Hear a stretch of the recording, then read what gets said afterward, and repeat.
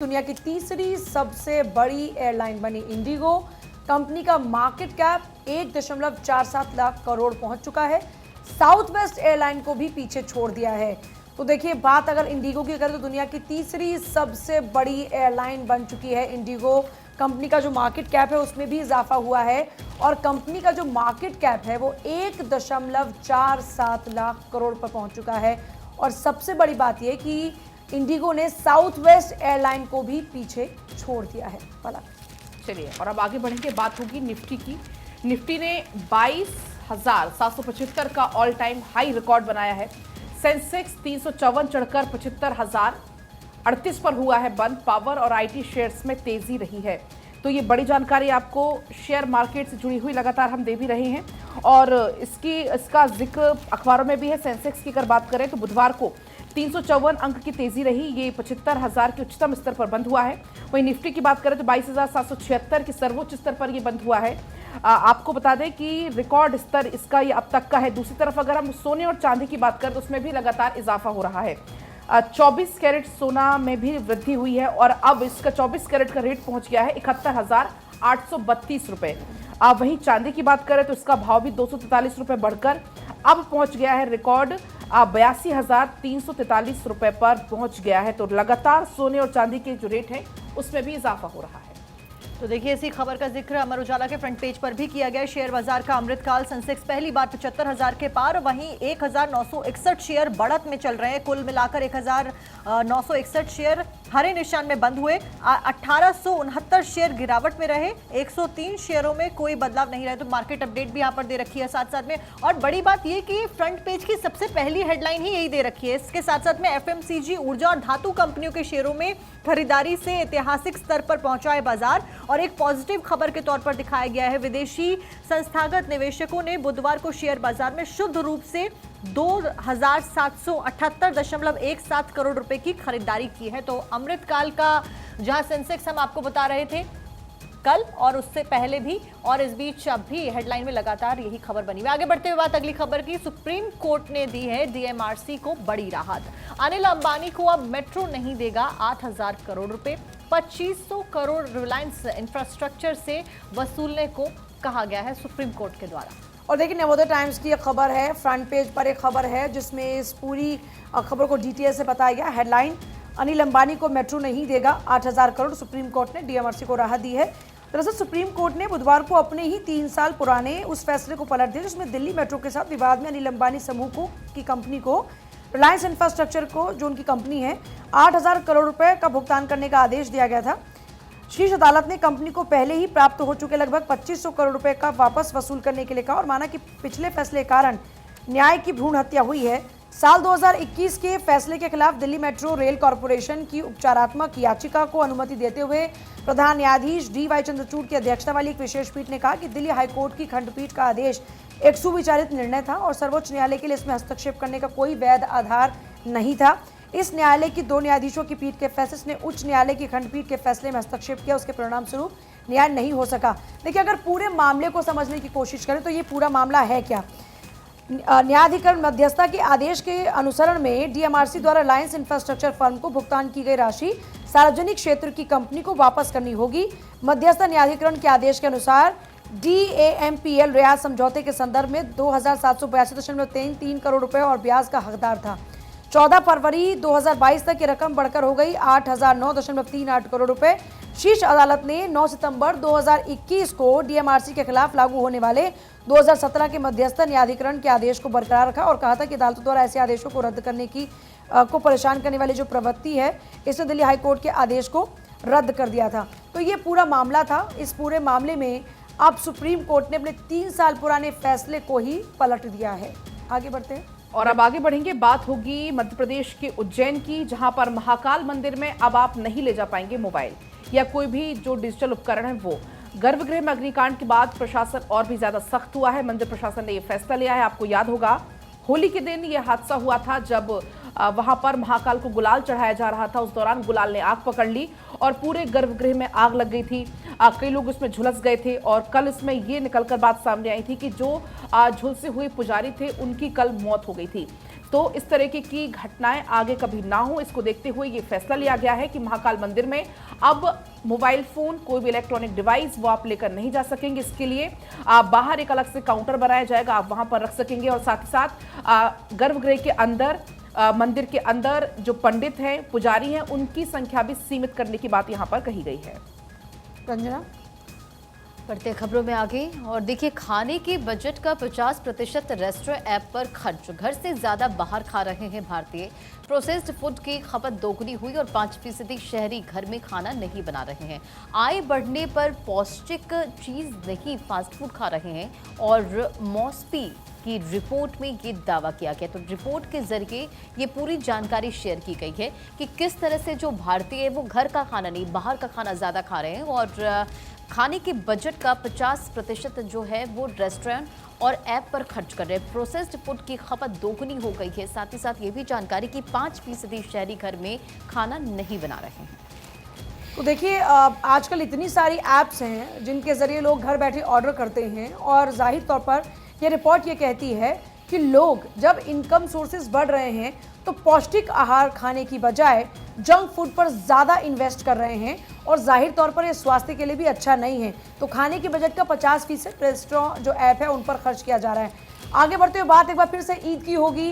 राष्ट्रपति द्रौपदी मुर्मू ने भी ईद की मुबारकबाद दी है, देशवासियों को ईद की मुबारकबाद दी है। इससे पहले प्रधानमंत्री नरेंद्र मोदी ने भी देशवासियों को ईद की मुबारकबाद दी। आज ईद का मौका है और ईद के मौके पर एक दूसरे को गले लगाकर एक तरफ जहां लोग ईद की मुबारकबाद दे रहे हैं, तो वहीं दूसरी तरफ देश के प्रधानमंत्री मोदी ने भी ईद की मुबारकबाद दी है। और देश की राष्ट्रपति द्रौपदी मुर्मू की ओर से भी ईद की मुबारकबाद दी गई है, और बाकायदा उनकी ओर से ये पूरा ट्वीट किया गया है। मैं सभी देशवासियों को ईद की, मुस्लिम भाइयों को दिल से मुबारकबाद देती हूँ, ये उन्होंने एक्स पर पोस्ट किया है। तो द्रौपदी मुर्मू देश की राष्ट्रपति, जिनकी ओर से देशवासियों को ईद की मुबारकबाद दी गई है। बसपा सुप्रीमो मायावती ने भी ईद की मुबारकबाद दी, और जाहिर तौर पर तमाम नेताओं की ओर से धीरे धीरे करके जो एक्स पर पोस्ट है वो आने शुरू हो जाएंगे। अभी प्रधानमंत्री मोदी, प्रेसिडेंट ऑफ इंडिया का पोस्ट है, बसपा सुप्रीमो का पोस्ट है, और इस तरीके से ईद की मुबारकबाद दी जा रही है। आज बड़े धूमधाम से ईद का पर्व मनाया जा रहा है। कल जैसे ही ईद का चांद दिखा, उसके बाद बाज़ारों में रौनकें बढ़ने लगी और बाज़ारों में ख़रीदारी लोग करते हुए नजर आए। अब क्योंकि देखिए, खासतौर पर जो महिलाएं वो मेहंदी लगाती हुई नजर आती हैं, तो बाज़ारों में महिलाएं मेहंदी लगवाती हुई नजर आई, कपड़े खरीदते हुए लोग नजर आए। और इस तरीके से अब आपने देखा कि पूरे देश भर में इस वक्त रौनक नज़र आ रही है। महाराष्ट्र की तस्वीरें आपने देखी, बिहार के गांधी मैदान की तस्वीरें आपने देखी। हज़ारों की तादाद में गांधी मैदान में लगभग 30,000 लोग एक साथ नमाज पढ़ते हुए नजर आए। जो मस्जिदें हैं वो इस वक्त जगमगाती हुई नजर आई हैं। सुबह सवेरे वहाँ पर भारी भीड़ लोगों की नजर आई, जो नमाजी थे वो नमाज अदा करने के लिए पहुँचे। देखिए, रमज़ान का जो पाक महीना है, 30 दिन रोज़ेदार रोज़ा रखते हैं, और उसके बाद में ईद का चांद नज़र आता है, जिसके बाद में रमज़ान का ये पावन महीना सफल होता है, जब ईद बड़ी धूमधाम से मनाई जाती है। और इस तरीके से पूरे प्रेम के साथ में, भाईचारे के साथ में ईद का ये पर्व पूरे देश भर में मनाया जा रहा है। और सभी मुस्लिम भाई ख़ास तौर पर नमाज अदा करते हुए नजर आए। और देखिए, नमाज अदा करने के बाद में सभी लोग गले मिलकर एक दूसरे को मुबारकबाद देते हैं। फिर मीठी सिवैयाँ बनती हैं, क्योंकि ये मीठी ईद होती है ख़ास तौर पर, तो यहाँ पर सिवैयाँ बनती हैं, मिठाइयाँ एक दूसरे को दी जाती हैं। इस तरीके से प्यार के साथ में, पूरे प्रेम के साथ में इस पर्व को रंजना मनाया जाता है। बिल्कुल, और अलग अलग जगहों से तस्वीरें भी निकलकर सामने आई जहां लोग ईद उल फितर को मनाते नजर आए। पूर्व संध्या की अगर बात करें तो रोशनी से जामा मस्जिद भी पूरी तरह से जगमगाए, एक अच्छी तस्वीर भी निकलकर सामने आई है। और ये तस्वीर भी आप देखिए, प्रधानमंत्री और साथ ही साथ प्रेसिडेंट ऑफ इंडिया ने भी सभी देशवासियों को ईद की शुभकामनाएं दी हैं।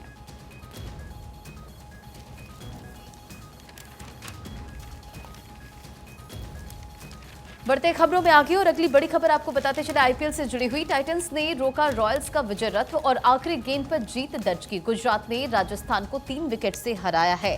तो देखिए, टाइटंस ने ढाया रॉयल्स का किला। इसी हेडलाइंस के साथ इस खबर का जिक्र। गुजरात ने राजस्थान को उसके घर में 3 विकेट से हराया और गिल के बाद बल्लेबाजों ने जमकर दमखम दिखाया है। पूजा और आगे बढ़ रहे हैं। देखिए, क्योंकि देखिए आईपीएल आप देख रहे हैं कि लोग आईपीएल में पूरी दिलचस्पी रखते हैं ख़ास तौर पर। और गुजरात ने राजस्थान को देखिए जिस तरीके से यहाँ पर मात दिया, आखिरी गेंद पर ही जीत दर्ज की। टाइटंस ने रोका रॉयल्स का विजय रथ। और ऐसे में देखिए, अगर अखबारों के हेडलाइंस की बात करते हैं तो दैनिक भास्कर के अंदर जो स्पोर्ट्स पेज है, जो स्पोर्ट्स का पूरा सेगमेंट है उसमें खास तौर पर देखिए टाइटंस ने रोका रॉयल्स का विजय रथ, आखिरी गेंद पर जीत दर्ज किया। आईपीएल में गुजरात टाइटंस ने राजस्थान की विजय रथ पर लगाम लगा दी। गुजरात ने रॉयल्स को उसके होम ग्राउंड पर ही 3 विकेट से शिकस्त दी। राजस्थान ने 196 का स्कोर बनाया और गुजरात ने 7 विकेट खोकर मैच की आखिरी गेंद पर लक्ष्य हासिल कर लिया। अब टूर्नामेंट में सभी टीमें कम से कम एक मैच हार चुकी हैं। मैच के अगर स्टार की बात करते हैं तो देखिए गुजरात के कप्तान शुभमन ने बड़े चेज में 72 रन की पारी खेली और गिल ने 44 गेंदों की पारी में 6 चौके और 2 छक्के लगाए। इस दौरान उन्होंने अपने आईपीएल करियर के 3000 रन भी पूरे कर लिए। अन्य प्रभावी प्रदर्शनों की देखिए अगर बात करते हैं तो गुजरात के राहुल तेवतिया, राशिद खान और टीम के लिए उन्होंने अच्छा फिनिश किया। निचले क्रम में अगर आते तो देखिए निचले क्रम में दोनों बैटर्स ने 14 गेंद में 38 रन जड़े और टीम को लक्ष्य तक पहुंचा दिया। रॉयल्स के लिए रियान और सैमसन ने अर्धशतक जमाए, लेकिन वो सीजन में टीम की पहली हार को टाल नहीं पाए। और देखिए इस तरीके से लगातार आप देख रहे हैं तस्वीरें सामने आई और जो लोग क्रिकेट के फैंस हैं और खासतौर पर जो आईपीएल के फैन हैं वो लगातार टकटकी लगाए बैठे देखते रहे टेलीविजन को। आगे बढ़ते हुए बात करेंगे बेंगलुरु के बाद अब चेन्नई भी सूख रहा। सबसे बड़ी झील में जीरो वाटर, ग्राउंड वाटर भी घट रहा। मेदाबक्कम में बोरवेल सूखे हैं। देश के दूसरे आईटी हब में पानी की सप्लाई आधी हो चुकी है। तो देखिए बेंगलुरु के हालात आपने देखे, वहां के तो मंत्री तक ये कहने लगे कि हमारा बोरवेल सूख चुका है।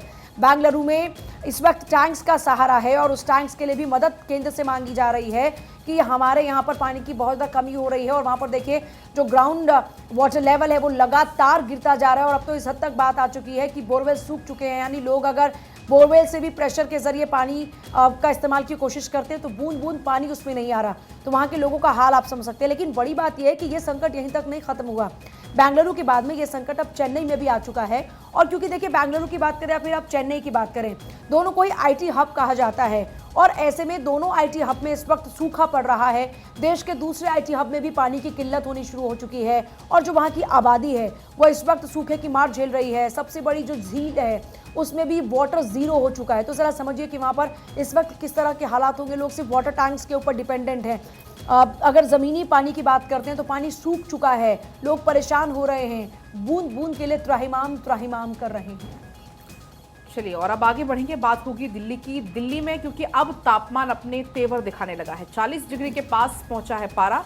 हवा में भी अब वो गर्माहट महसूस होने लगी है। अप्रैल के महीने में गर्मी के तेवर से दिल्ली वाले परेशान हो चुके हैं। सीजन का सबसे गर्म दिन रहा और अब 3 से 4 दिन कुछ ऐसा ही मौसम रहने वाला है। तेज हवाएं लेकिन आगे चलकर कुछ राहत दिला सकती है। एक तरफ जहां दिल्ली एनसीआर का पारा लगातार चढ़ रहा है, दूसरी तरफ अगर हम बात करें कुछ राज्यों की, जैसे मध्य प्रदेश हुआ, वहां पर मौसम लगातार करवट ले रहा है। वहां पर बीते 2 दिन से लगातार बारिश हो रही है। और दूसरी तरफ अगर दिल्ली एनसीआर की बात कर रहे हैं तो यहां पर 3 से 4 दिन कुछ ऐसे ही मौसम रहने की संभावना है। पारा लगातार बढ़ रहा है। हालांकि जानकारी ये भी मिल रही है कि इस बार की जो गर्मी है वो हर बार से थोड़ी ज्यादा होने वाली है। साथ ही अगर हम बारिश की बात करें तो राजस्थान, मध्य प्रदेश, छत्तीसगढ़, ये कुछ ऐसे राज्य जहां पर बारिश ज्यादा होगी, कहीं ना कहीं असर उसका दिख रहा है। आंधी बारिश ने यहाँ पर चढ़ते पारे की रफ्तार को कई राज्यों में रोक दिया है। नए पश्चिमी विक्षोभ के कारण ये अचानक से एक सप्ताह के अंदर बादल बरसते हुए नजर आ रहे हैं। आगे बढ़ते हुए बात अब कर लेते हैं कांग्रेस से जुड़ी खबर की। कांग्रेस की तुलना में चुनाव लड़ रहे हैं बीजेपी के सांसद बेहतर तरीके से। हर चुनाव में 350 से ज्यादा उतारे गए हैं सांसद। इनकी जीत की संभावना महज 54% है। बीते 2 चुनावों की बात करें तो बीजेपी सांसद का स्ट्राइक रेट 88% ज्यादा रहा है। तो कुल मिलाकर अगर इलेक्शन की बात की जाए, 2024 के चुनावों की बात की जाए, तो बीजेपी एक बेहतर पोजीशन में है। एक बड़ी तादाद में सांसद उनके द्वारा उतारे गए हैं और अगर कंपेयर करें पिछले चुनाव और इस चुनावों में तो 88% ज्यादा यहाँ पर स्ट्राइक रेट भी बीजेपी का है। बढ़ते खबरों में आगे बात बंगाल की भूपति नगर मामले में कार्रवाई। हाईकोर्ट ने एनआईए अफसरों की गिरफ्तारी पर रोक लगाई है और पूछताछ के लिए 72 घंटे पहले नोटिस देना होगा। तो बड़ी जानकारी आपको दे रहे हैं। बंगाल के भूपति नगर मामले में हाईकोर्ट ने एनआईए अफसरों की गिरफ्तारी पर रोक लगाई है। पूछताछ के लिए 72 घंटे पहले नोटिस देना होगा, ये कहा गया है। साथ ही साथ आपको बताते चले कि इस पूरे मामले को लेकर अब आगे की कार्रवाई भी जारी है। पूजा, देखिए भूपति नगर कांड में एनआईए अफसरों के खिलाफ में दर्ज मामले में कलकत्ता हाईकोर्ट ने भी पुलिस की किसी भी सख्त कार्रवाई पर रोक लगा दी है। तो ये एक बड़ी जानकारी इस वक्त है और सबसे खास बात है कि देखिए नोटिस इसमें पूछताछ के लिए 72 घंटे पहले देना होगा। भूपति नगर मामले में एनआईए के अधिकारियों को कलकत्ता हाईकोर्ट ने बुधवार को राहत दे दी। भूपति नगर कांड में एनआईए अफसरों के खिलाफ दर्ज मामले में कलकत्ता हाईकोर्ट ने पुलिस की किसी भी सख्त कार्रवाई पर रोक लगा दी है। बता दें कि दिसंबर 2022 में भूपति नगर के नादुबिला गाँव के राजकुमार मन्ना के 2 मंजिला मकान में विस्फोट हुआ था और 3 लोगों की जान इसमें चली गई थी। इसी मामले की अगर बात करें तो देखिए, कलकत्ता हाईकोर्ट ने पुलिस की किसी भी सख्त कार्रवाई पर फिलहाल रोक लगा दी। हाईकोर्ट ने साफ तौर पर यह निर्देश दिया है कि पुलिस निचली अदालत में अपनी रिपोर्ट दाखिल नहीं करेगी, लेकिन जांच जारी रहेगी और जांच की प्रगति रिपोर्ट पुलिस को हाईकोर्ट में देनी होगी। भूपति नगर के 2 मामले में केस डायरी जमा करने का भी निर्देश दिया गया है। दिसंबर 2022 में ही भूपति नगर के नादुविला गांव के राजकुमार मन्ना के 2 मंजिला मकान में विस्फोट हुआ था, जिसमें 3 लोगों की जान चली गई थी और हाईकोर्ट के आदेश पर एनआईए घटना की जांच कर रही है। अब अगर इस पूरे मामले की देखिए अगर बात करते हैं तो केंद्रीय जांच एजेंसी के अधिकारी भूपति नगर ब्लास्ट मामले की जांच के लिए पूर्व मेदिनीपुर के नादुविला गांव गए थे। संदेश खाली में ईडी अधिकारियों की तरह भूपति नगर में भी तलाशी के दौरान एनआईए अधिकारियों पर हमला हुआ था और कथित तौर पर ग्रामीणों के एक वर्ग ने एनआईए अधिकारियों पर हमला किया था। कार में भी तोड़फोड़ की थी। बदले में गिरफ्तार तृणमूल नेता मनोब्रत जाना की पत्नी ने एनआईए के खिलाफ में थाने में छेड़छाड़ की शिकायत दर्ज कराई थी। आगे बढ़ते हैं पलक। चलिए और अब आगे बढ़ेंगे। अब बात होगी एफडीए का खास प्रोग्राम। 85% कैंसर दवाओं को जल्द मिल जाती है मंजूरी। इनका फायदेमंद होना या ना होना ये 5 साल के बाद पता चलता है। दुर्लभ कैंसर रोगियों के लिए एकमात्र विकल्प है और बाकायदा भास्कर खास का जो पोर्शन इसमें इस बात का जिक्र है। रोगियों तक जल्द दवा पहुंचाने के लिए एफडीए ने ये खास प्रोग्राम चलाया है। दरअसल आपको बता दें कि अमेरिका में आशाजनक दवाओं के इस्तेमाल के लिए जल्दी मंजूरी देने के लिए एफडीए फूड एंड एडमिनिस्ट्रेशन के द्वारा ये खास प्रोग्राम चलाया जा रहा है। ये एक प्रोग्राम एचआईवी के रोगियों तक दवा पहुंचाने के लिए 1992 में ये शुरू किया गया था। आज के समय में इस प्रोग्राम के तहत 85% मंजूरी कैंसर की दवाओं को दी जाती है। एक नए अध्ययन से पता चला है कि स्वीकृत की गई कैंसर की ज्यादातर दवाओं का फायदा 5 साल के इस्तेमाल के बाद चल पाता है कि ये काम कर रही है या फिर नहीं कर रही। अगर हम नहीं जानते कि वो फायदेमंद है या नहीं तो ये गलती होगी। 2013 और 2017 के बीच में इस प्रोग्राम के तहत 46 कैंसर की दवाओं को मंजूरी मिली है। इनमें से सिर्फ 43% ने ही प्रशिक्षणों में लाभ दिखाया है, ये इस रिपोर्ट में खुलासा हुआ है। लेकिन इसके बाद भी 63% दवाएं ऐसी हैं जिनको मंजूरी में कुछ समय में बदलाव यहाँ पर किया गया है। तो ये अध्ययन है journal of the American medical association में ये प्रकाशित हुआ है। बाकायदा इस पर पूरी रिसर्च की गई है। आगे बढ़ते हैं। फैमिली ड्रामा पिता पुत्र की अलग रहा। मुकाबला रोचक है। ओडिशा के नेताओं की उलझन बड़ी है। बेटे को जिताएं या फिर पार्टी से वफादारी निभाएं, ये असमंजस की स्थिति पैदा होती हुई नजर आ रही है। पूजा, देखिए जाहिर तौर पर हम आमतौर पर देखते हैं चुनाव में ये एक बड़ा फैक्टर काम करता है। आमतौर पर ये जो परिवारवाद जिसकी बात की जाती है उसमें ये एक हमेशा चीज़ देखने को मिलती है कि पिता अगर राजनीति में हैं तो एक उम्र के बाद वो अपने पुत्र को आगे बढ़ाने की कोशिश करते नजर आते हैं। और ऐसे में अगर आप पुत्र के लिए आगे बढ़ते हैं या आपका मोह पुत्र के प्रति है तो ऐसे में टेंशन बढ़ती है तब कि अब वफादारी किसके प्रति निभाई जाए, बेटे को जिताया जाए या फिर पार्टी से वफादारी निभाएं। और ओडिशा में भी यही तस्वीर सामने आई है। रंजना,